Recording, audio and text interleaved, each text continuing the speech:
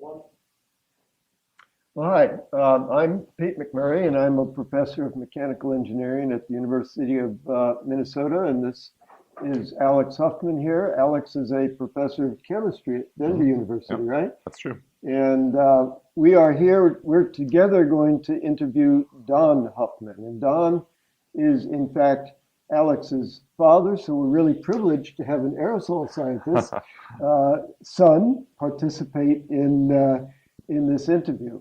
I think maybe many of the people who are watching this tape might not know Don because he's not been a regular attendee at aerosol meetings over previous decades. Of course, some of us do, and I think as people listen, they're going to find that, in fact, they know an awful lot about much of Don's work. I think they will. And I'm Yeah. excited to be able to share someone who's been a spectacular mentor for me with the rest of the aerosol community as well. So we're going to put Don to work, and Yeah. here we go. Okay. Okay. So Don, you've done an awful lot of work that serves as a fundamental underpinning for much of aerosol science. You've written one of the premier books, co-authored one of the premier books on light scattering from small particles, Boren and Huffman. Many of our audience know about this book. If you haven't read the book, you've probably used BH-MEET, the code described in the book, if you've done radiative transfer calculations or calculated the response of optical counters to particles of known properties and so on. You've done some of the early work on CCN detection and developed a commercial CCN counter through your company, DH Associates. You've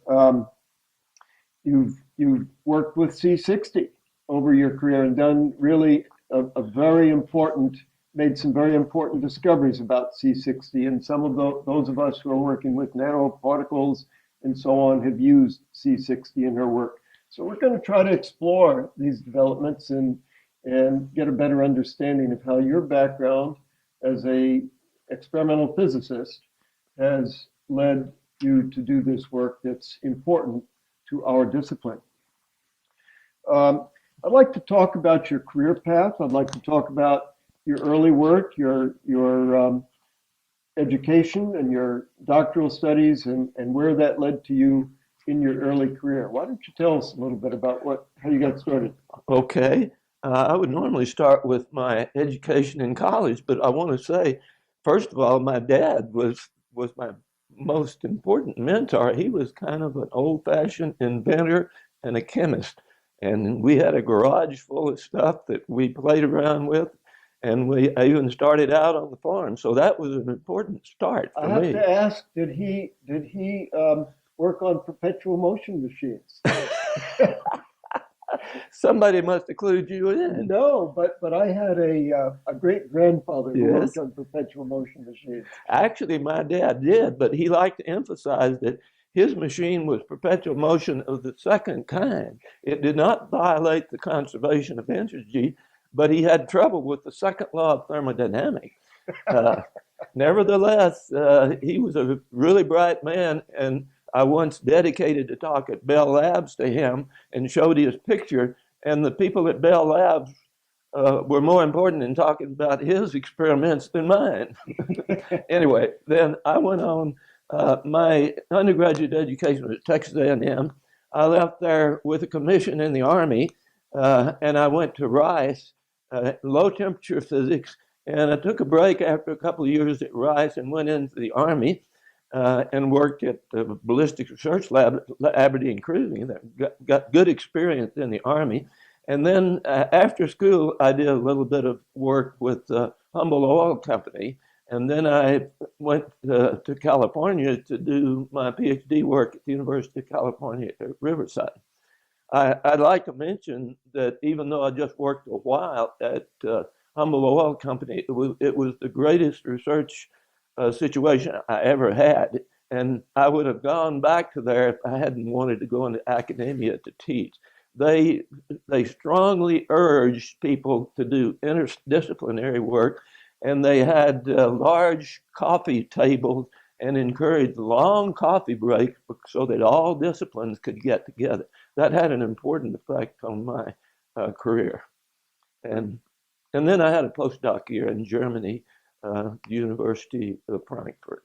Okay, and that was after your PhD was completed at That's- Riverside. That's right. Uh-huh. That's right. And what was your PhD thesis? My Focused on? my work, I was in low temperature and solid state physics, and my PhD work was involved with optical studies in a particular solid, manganese sulfide, and we were doing infrared studies and ultraviolet studies to get the band structure of solids, which was very important in those days. But I'd like to emphasize that one of the things I got into, because it plays into the next part of my story, is I was very involved in measuring the complex optical constants in the ultraviolet and the UV. And so that leads to the next part of my Okay, story. so the next part that I wanted to ask you about, which I think is a part of all of this, is your work on interstellar dust. That's right. And you were, the scientific question you were addressing was the presence of these diffuse interstellar bands. That's right. And this really required a good understanding of the optics, the optical behavior of small particles. That's right. And there were some mysteries that needed to be That's solved. right. But first, let me make a little transition. I was a so-called specialist with a PhD. We are all specialists in an area when we get our doctorate. But I was a specialist in the optical properties of solids, but we were talking about centimeter-sized solids. When I came to University of Arizona, there was a large group of astronomers and astrophysicists, and we got together, and they were very interested in the optical properties of solids. But they were interested in micron size and submicron size. And I began to think, what happens differently as you make a centimeter-sized object smaller and smaller and smaller? If you subdivide it enough, you're going to get to atoms, and we know that the properties have changed by then.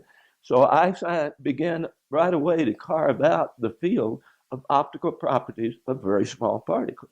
And that led to all the rest of my career, actually. Well, Now, with regard to the thing in astronomy that you mentioned, yes. the diffuse interstellar band, that was in those days a 50-year-old mystery. And there were absorption bands in the visible arising from the interstellar dust, and there were 26 of them, all in the visible, and not one of them had been explained in 50 years. So I went to the library and decided I wanted to work on that. So I started on it. I didn't solve it, though. Now, you told me that one of your important mentors was Vanderholt That's in right. Leiden. And That's he right. wrote a book, which many aerosol scientists know. The title was Light Scattering by Small Particles, That's right. first published in 1957. Yes. Tell me about your relationship with Vanderholt. Okay. Well, at first, I only knew him through his book. And his book was my mentor for beginning to get into small particle optics. And it was a wonderful book. And I learned that Van der Hulst had an interesting part of his history. He had been in a Nazi concentration camp all during the war. And he had, I understand, done some of the writing on this book at that time. And it was a wonderful book. And he became very famous as an astrophysicist. He was the one that predicted the microwave features from molecular hydrogen, which really opened up the whole field of microwave astronomy. And then he was also the European Space Agency head at one time. So he was a very, very famous person. But his book, when I began to study it, it was a wonderful book, but I thought it had one problem with it, which we've already dealt with a little bit. He assumed that in all his calculations that the optical constants were constant. Well, it seems like they should be, but I had known with my work that optical constants vary greatly with wavelength in the infrared and UV. So I decided that Van der Hulst's book needed upgrading. So I was working with a really bright young student of mine named Craig Boren. And I was talking to him about maybe writing a book, and we agreed that what we needed is Van der Hulse's book upgraded with optical constants that were realistic. So we were going to go to Van der Hulse and ask him if we could revise his book. We got a couple of chapters done, and by the time we got that done, we said, why do we need Van der Hulse? So we wrote our book, which was published finally in 1984, and you've alluded to it. It's been a very popular book, very satisfying to me. Even at the conference here, I always have several people come up to me and say, we used your book, and particularly the program in the back. Well, I think the program is an important lesson for us. One can write a book, but Boren and Huffman is not easy reading. It's not the sort of thing read in bed before you go to sleep, right? Not at all. And but it does have this code, and if someone is not familiar with Maxwell's equations and comfortable with going through all of those details, one can still use that code, which has been vetted carefully by you and Boren, and can do very useful work in aerosol science. And I think that's an important aspect of technology. Let me add one thing, if I may, to that, Pete. The code that we've written also has all the same symbols as the theory that we worked through for about 150 pages. Mm-hmm. So very, very rarely do you have a computer code that's so well documented. In other words, half of the book is really a documentation of the code. And we're proud that it worked out that way, and it's been very useful. Uh-huh. Now, another one of your mentors was, or role models, was Sean Toomey. And Sean Toomey is a person whose name we hear repeatedly in aerosol meetings and climate effects of aerosol meetings. He's a very prominent person who had a huge impact on our discipline. We didn't see him a lot at these meetings, but we know of his work. He didn't like to go to meetings. Yeah, well, he had an impact, and it does show the value of great archival publications, doesn't it? Yes, it does. And as I understand, you went out to beer with Sean every Friday afternoon. That's right. And it shows the importance of good, deep friendships. That's right. And which is improving with time, by the way. Sean would have probably enjoyed the development of microbrews as time went on. Yes. Tell us some things about Sean. Well, I could go on and on. You'll have to stop me when you want me to on this. Sean, we were very good friends, and I didn't know Sean Toomey until the 1970s. He was already a very famous guy, and I was giving him a little seminar on to my students on me theory and so forth. We were writing the book, and in walked Phil Kreider, noted lightning expert who had attracted Sean Toomey to the University of Arizona. He walked. I didn't know him from anybody. He started asking questions very politely, and it was obvious that he knew more than I do about what I would teach. So I think it's a credit to Sean that didn't stand in the way. Very quickly we had a beer, and we got along very well. So from the middle 70s until 2013, when Sean died, we had a regular Friday evening meeting at the beer place. Now, as famous as Sean was, and we could tell some of the things about it, but he is already famous for his work with CC encounters and cloud nucleation and radiative transfer, and I could go on and on. But as famous as he was, he left the University of Arizona, skipping ahead, in about 1992 with a little squabble with political thing.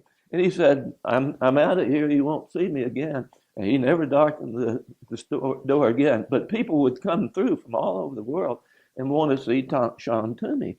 They'd go to the department. They said, sorry, he never comes here anymore. The only way you can see him is on Friday, you drive out to 6th Street and go to the pub there, and you'll find him about 6 o'clock with Don Huffman and some other people. And we would have people occasionally come along on Friday afternoon and come in to talk to him from all over the world. And unfortunately, they left somewhat unsatisfied sometimes because Sean Toomey loved horses and horse racing and jockeys. He grew up with horses and he owned horses. And so he always was getting off on talking about horses. So an important visitor would come along and would want to discuss the physics of cloud. He'd start talking about horses.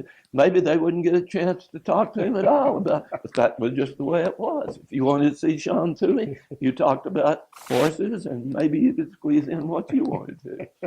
So many interactions I had with Sean were a result of the beer discussion.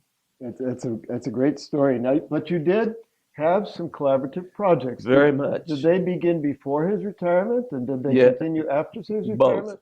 retirement? Tell us about some of the things that you worked on. Okay, probably the first one that came along, well, two came along about the same time. One was cloud condensation nucleus counter, and he was not probably the discoverer of that, but he was sort of the father of it. So we were sitting at beer one day, and he said, Don, I can't imitate a good Irish accent, so I won't even try. So he said, Don, I've had people ask me where they can buy a good CCN counter. And at that time, now we skipped ahead to about 1990. Oh, okay. I'm putting it, but the original conversation was much earlier.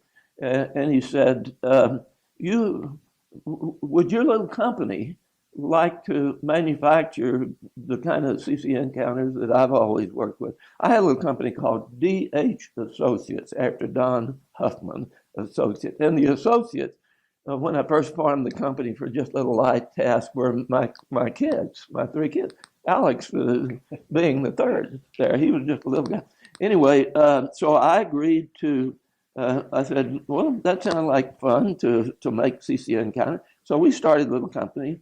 Well, I mean, the company was started and started making CCN counter, and it turned out very successful. We sold a few CCN counters all over the world, and we almost satisfied the need because CCN counters are not like condensation nucleus counters that are used in clean rooms and all sorts of things.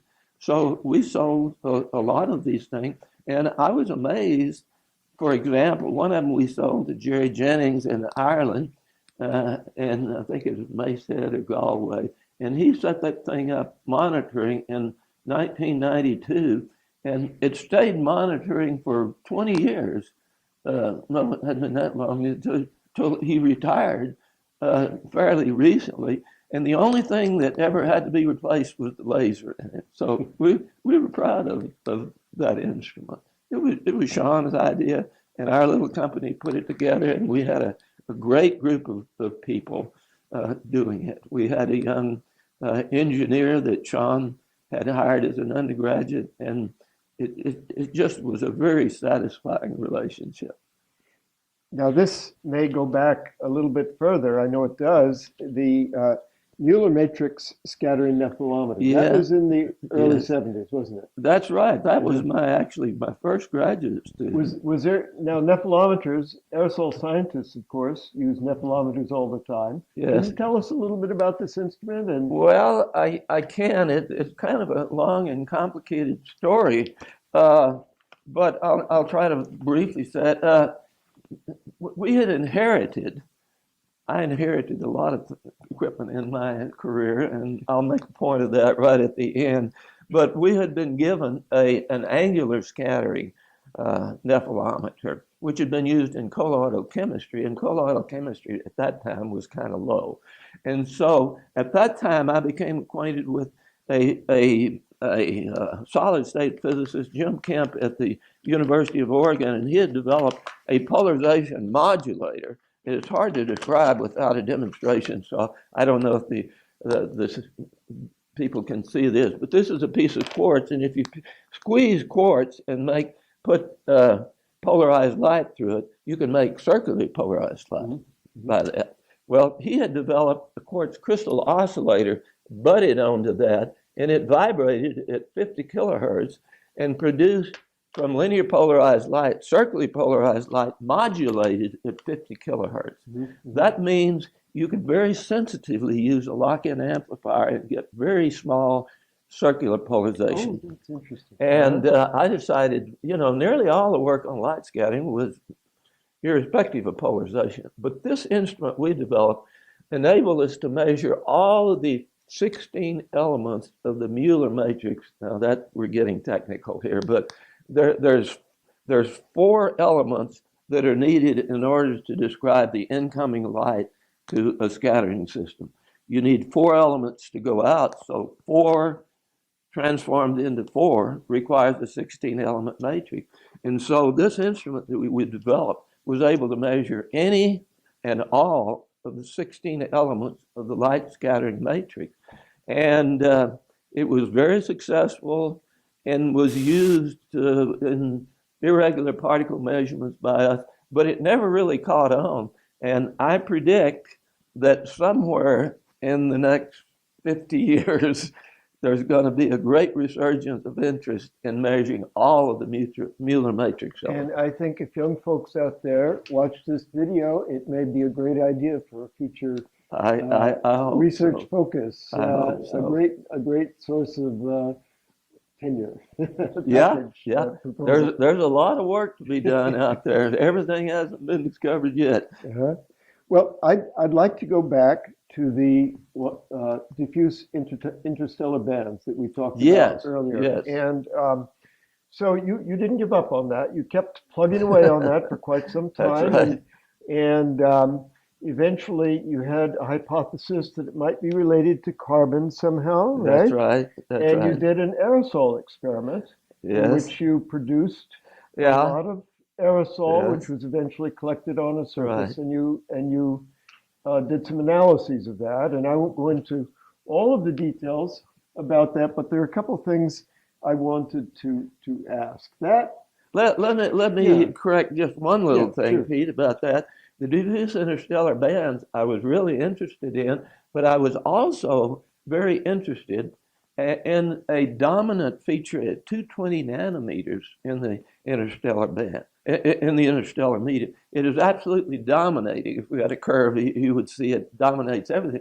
And I really got more interested in that. And that's what led to our making carbon over and over again, because the astronomers had decided right away, very sharp guys, that was probably graphite in the interstellar medium.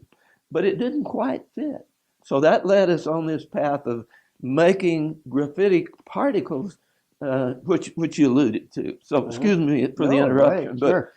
Well, this ultimately you studied this material that was produced in this aerosol experiment, one that our community would understand quite well. Yes. And it eventually, and you went to the Max Planck Institute for Nuclear Physics to work with Wolfgang Kretschmer.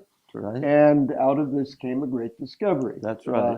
In 1990, you published a Nature paper, and I have a quotation from the abstract for that paper, which I just want to briefly go through, because it talks about the discovery of a new type of solid carbon, solid C60. Right. And the third crystalline form of carbon.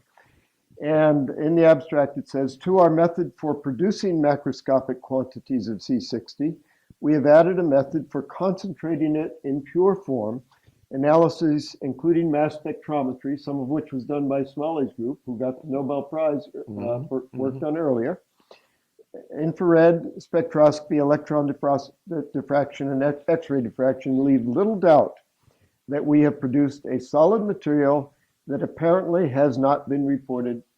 Now, Alex has a lot more to discuss with you about the C60, but I just wanted to point out that this has played some role in aerosol science as well. Yeah, you used it. Well, not I, but my student your group knew from some of his Japanese co-workers, they had used C60 by sublimation. They could get molecular C60 into the aerosol and use it as a calibration standard for doing work in the 1 nanometer range. And so when I saw that connection, I thought, well, that's another exciting connection to nanoparticle Yeah. science and technology. Right. So I think now's a good time to do the transition, Alex. What do you say? Have we missed anything that we should talk about? Oh, about 500 things, Good. but Anything that's a burning issue that you'd like me no. You okay? All right. So I have been enjoying this interview. First of all, I think it's fascinating to hear some of these things. One of the things that I think is fascinating about your career, especially as it links into aerosol science and the aerosol community, is that you're known in this community for being one of the authors of the Bohren and Huffman book, and people say, "Oh, that's such a great book," in several different areas. But outside of this community, you are often considered to be famous for some of the work that you did in C60, as Peter just mentioned. Can you tell me just we could go on for many hours as we have, and there have been documentaries put together on these things, but just in short form, can you say a little bit about how you continued into C60 research? Okay, well, it actually follows right along from what Pete was bringing up.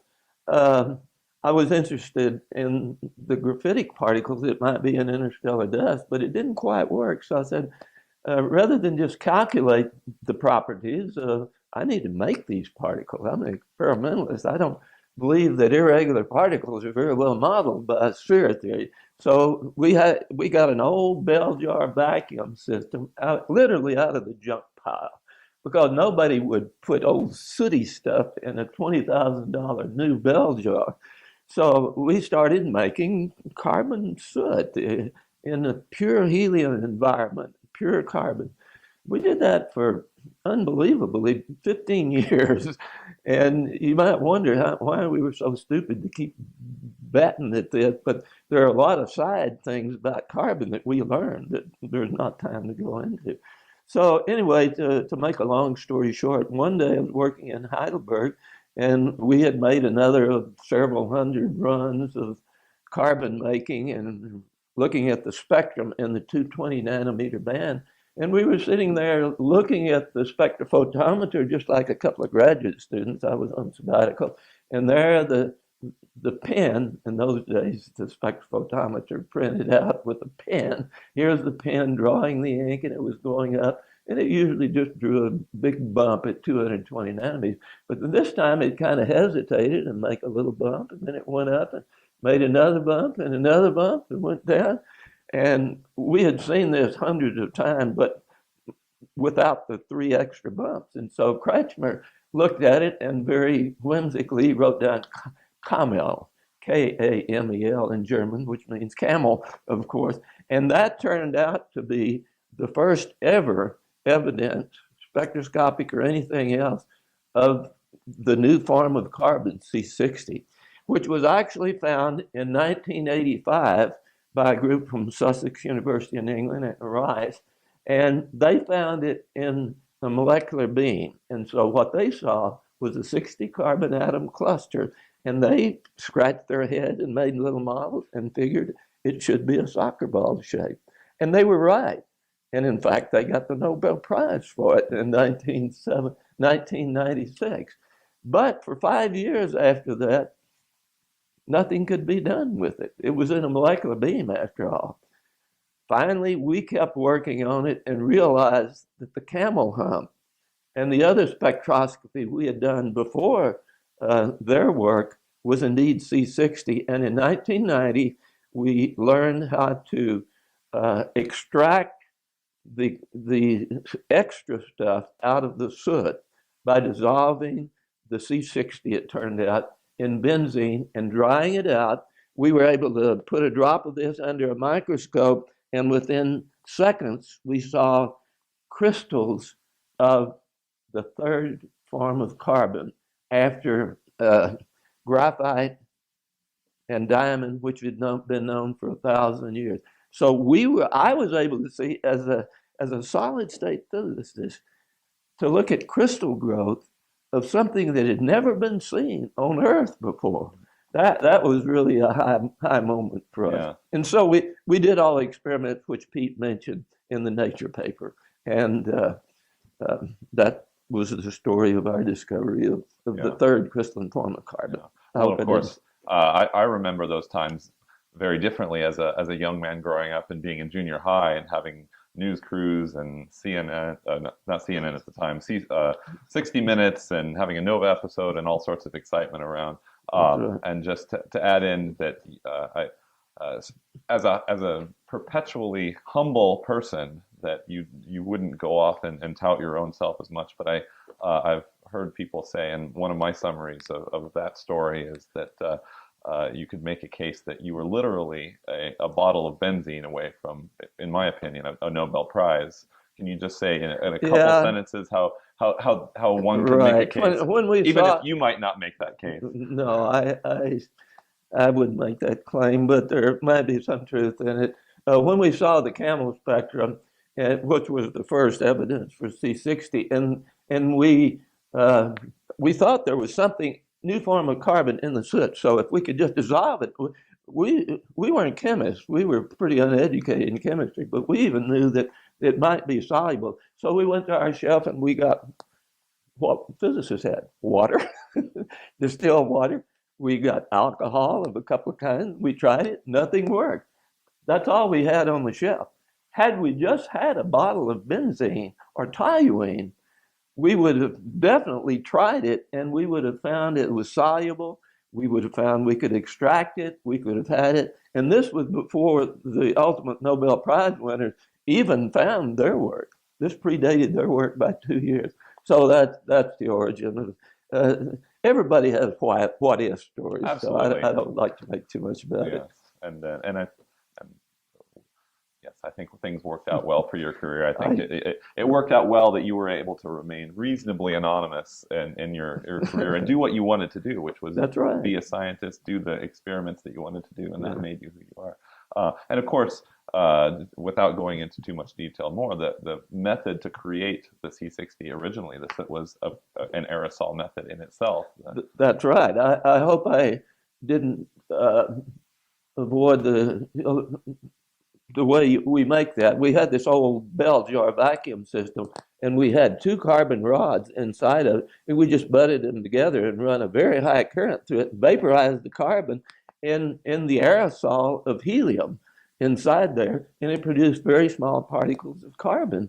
And that was the story. And I think this has a lot of relationship because carbon is very important in the aerosol these days. Yeah. So move on to a little bit of a different project. One of the things I think that's been fascinating about your career is that you have done so many different things that at the surface have nothing to do with one another. And one of the things I want to ask about now is what you talk about as the Moon Project. Can you tell me just a little bit about what that means and how you got into it? Yeah, yes. Again, that started in the bar with Sean Toomey. He was interested in the global albedo, and his famous Toomey effect had to do with the increase of the global albedo by aerosol particles. And he conceived of this brilliant idea of the fact that we could go back in time and look at the albedo of the Earth, not with NASA satellites, obviously, but by redoing an old French experiment, which started in 1925, which had to do with a little telescope about this long, 4-inch diameter, and the astronomers then looked at the moon in the crescent phase. And the moon in the crescent phase, you can see the other part of the moon as a glow. It's called Earthshine, and it's due to light from the sun to the Earth and then to the moon. So essentially, the moon is reporting on how much the Earth reflects the albedo of the Earth. So Sean conceived the idea, let's go back and reproduce the old French experiment, which was just a comparison, eyeball comparison. And as a matter of fact, I was intrigued. I went home and made a replica in the garage that week, and I brought it back into the bar. And all the guys laughed at it. It made me a little angry. Why were they laughing? They said, well, Dan John's original telescope was not round. I made a round barrel telescope, of course. They said it was square. So I went home the next week and made a square one and brought it back. And then we could get into talking about the actual experiment. So I started, it was Sean's idea, and I started doing measurements in 1989. Now, the French measurements went from 1925 to 1935, and another set experiments from 1940 to 1960. My measurements started at 1989 and went to 2005. I still do some of the measurements. So we had probably the only set of measurements which had any reliability at all that related to the global albedo over a period approaching 100 years. Yeah. So that, and in the process, we had to go to, I went to France 2 times and found the old telescopes and copied them and everything. It was really a fun program. And I did it all in my backyard. Now, Caltech, by the way, had a group that started doing this a little bit later.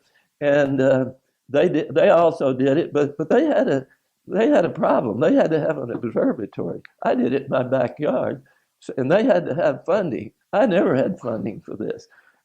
When their funding ran out, there was gaps in their data because they didn't have it. But I just kept on going in the backyard early in the morning when the moon was in crescent phase, and in the evening.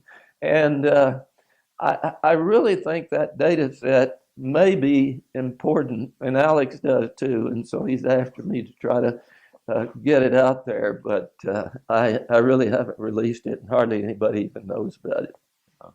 Yeah, you're right.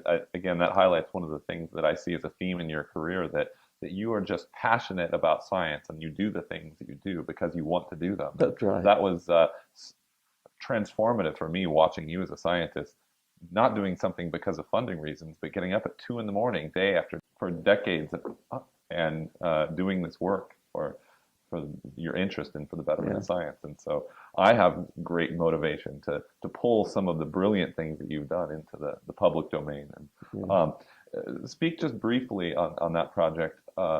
You mentioned several times one of the reasons that you're proud in particular of that project and the way it links different scales together. Yes, right. When I got to think about it, when I worked with the astronomy, I was always in envy of them because they got to spend nights under the beautiful sky, and I never get to do that, even though I worked with them. I was just working in the laboratory. So when I developed my laboratory experiments on clouds, which affect the albedo through the famous Sean Toomey's Toomey effect, and then I got involved with the Moon Project, and here I was actually looking at global properties. And so I was one of the few people that I knew of that was actually doing laboratory work and things on a global scale that really related to one another. And it was fun, but it was also a source of great satisfaction that I could do laboratory work and work on a global scale on the same problem, really, the global albedo and its development. Do both of those as just pretty much an individual investigator. Yeah. And that makes me think, this also is a transition into some of the things you've done in your retirement years. But one of the things that you've said several times to me, and this we hadn't discussed this recently, is that one of the most important educational things you did, it was a class you took at machine shop. Right. Early on.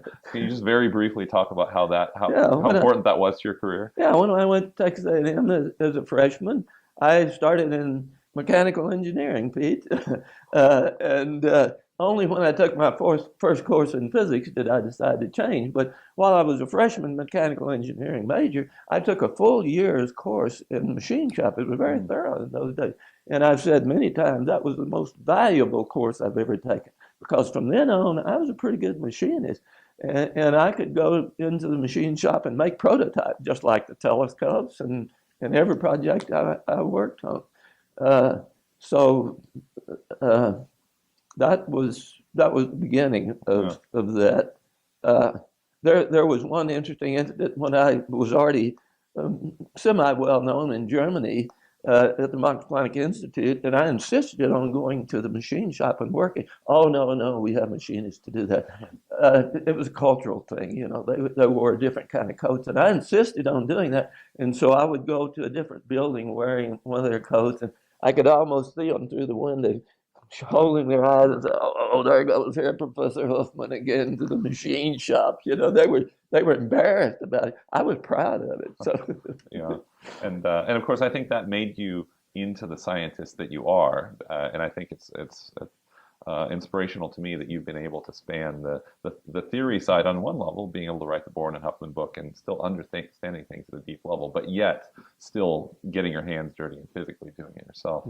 Um, and just by way of summarizing that, one of my favorite quotes of you from a well-respected colleague is, he's the only scientist I know that if you gave him a block of aluminum, he could create for you a mass spectrometer. So a bit of a hyperbole. That's a slight exaggeration, but I actually thought of trying to do that one time after I heard that quote.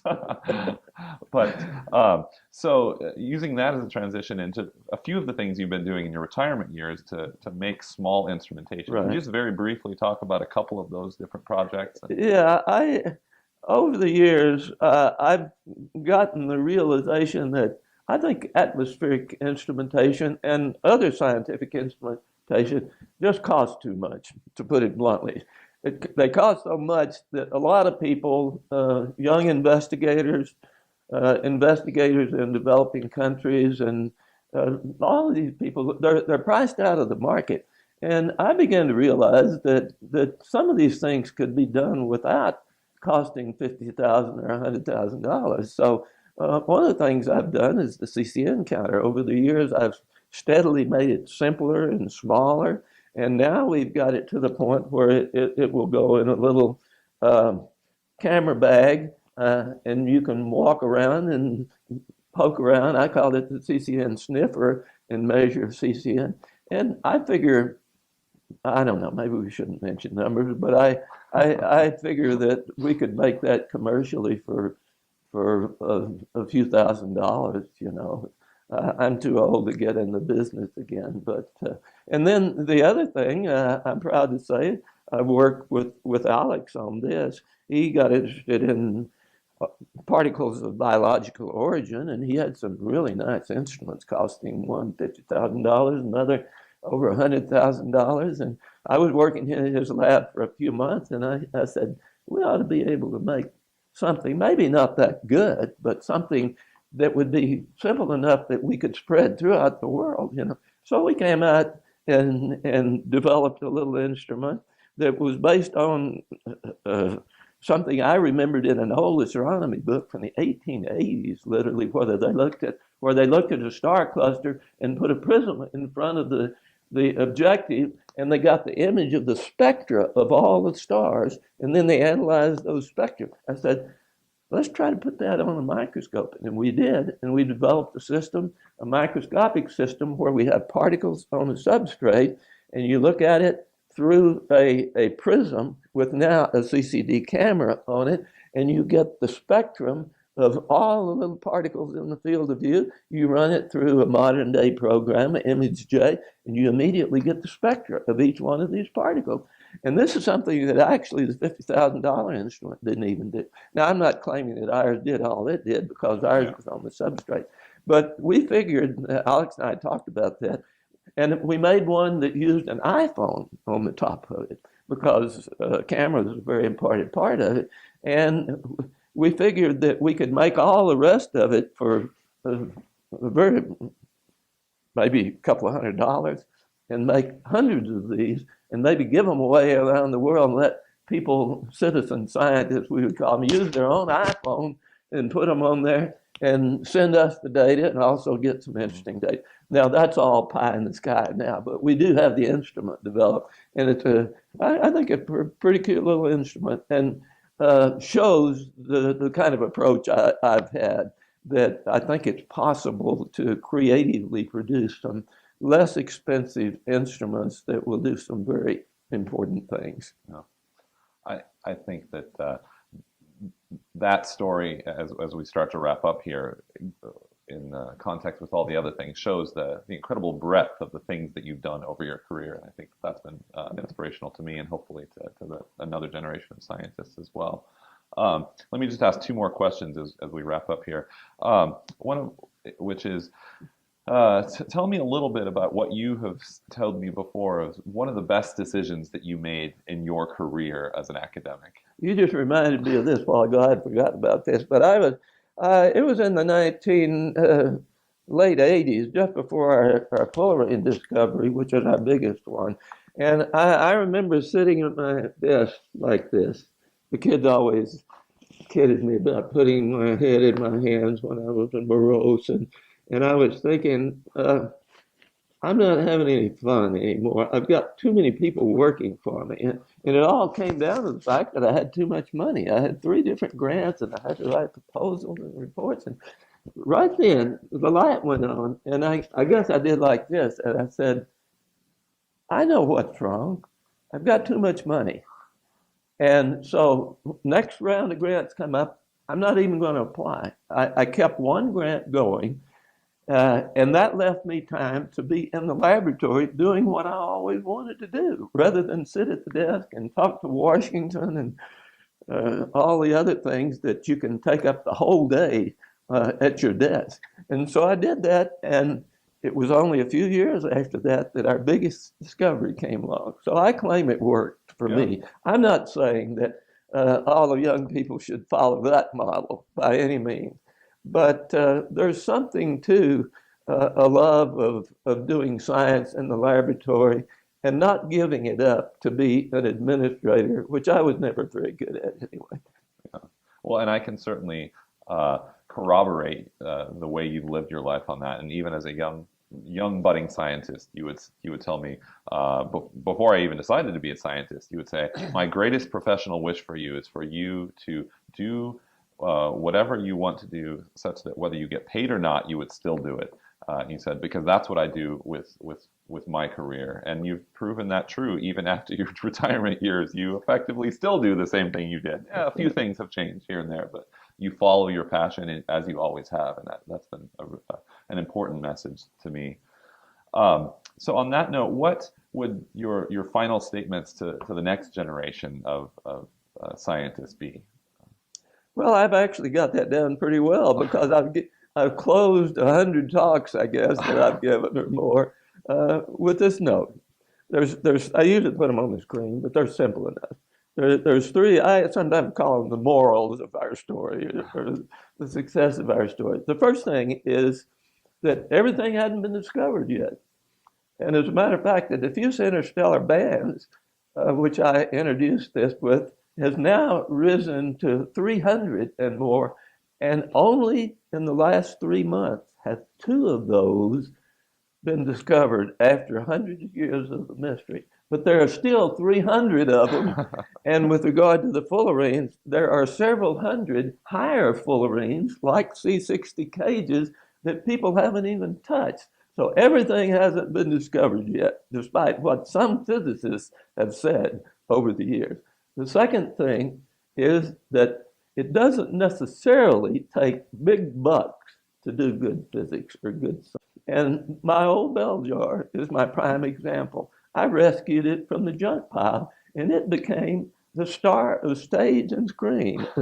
You've mentioned magazine covers, a Nova documentary, even 60 Minutes, and it's just been publicized all over the world. And it was free. So that's just one example. And another thing is the development of inexpensive instruments. The third thing, and with this I close, I always like to say, whatever you do, even in science, it's important to have fun at it.